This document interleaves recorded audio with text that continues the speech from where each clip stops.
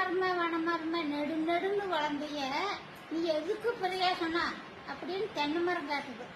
தென்னை மரம் கேட்க பனைமரம் நான் பசிக்கு பழமாவ பட்டினிக்கு நொங்காவ களைச்சுவர் மக்களுக்கு கள்ளி தண்ணி நானாவ தேவச்சுவர் மக்களுக்கு தெளிவு தண்ணி நானாவ கட்ட கவராவ கண்ணியட்ட தும்பாவ வெட்ட வரவாக வேலிகட்ட தும்பாவ நீ எதுக்கு உபயோகமாகறான்னு பனைமரத்துக்கு தென்னை மரத்துக்கு போய் உரைச்சுதான் உதைக்க. அதுதான் தென்னை மரம் எந்த மரத்துக்கு நேர் போகாது இப்படி கொஞ்சம் வளைஞ்சுதான் போகுது.